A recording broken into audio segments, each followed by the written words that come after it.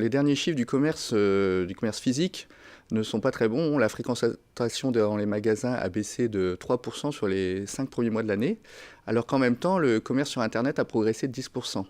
Donc je pense que depuis de nombreuses années, le chiffre d'affaires des commerces baisse et qu'il faut réagir.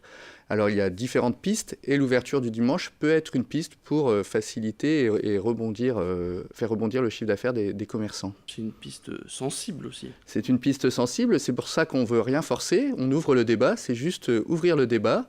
Le gouvernement a lancé un plan de revitalisation des centres-villes et la question peut se poser aussi de savoir si, avec ce plan, l'ouverture du dimanche dans les centres-villes peut être une piste pour justement enrayer le déclin du commerce. Pour l'instant, il n'y a pas de chiffres, puisque c'est nouveau d'ouvrir le dimanche dans certains centres-villes.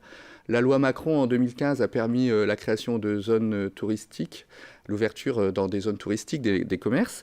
Il y a des zones touristiques, notamment à Paris, où ça fonctionne, et puis il y en a d'autres où ça fonctionne moins, par exemple à Dijon, où le bilan au bout de 3 ans montre que c'était pas rentable et cette zone va fermer. Donc pourquoi pas faire des essais, voir ce que ça peut donner. Alors moi, à titre personnel, je suis pas forcément pour qu'on ouvre tout le temps, partout, tous les dimanches, mais on peut peut-être ouvrir un petit peu plus que les dimanches du maire. On pourrait faire, pourquoi pas, les dimanches des commerçants aussi, avec des activités, des manifestations où ça serait la fête du commerce. Et puis on peut peut-être aussi ouvrir dans les centres-villes qui sont en difficulté, et pas forcément tous les dimanches.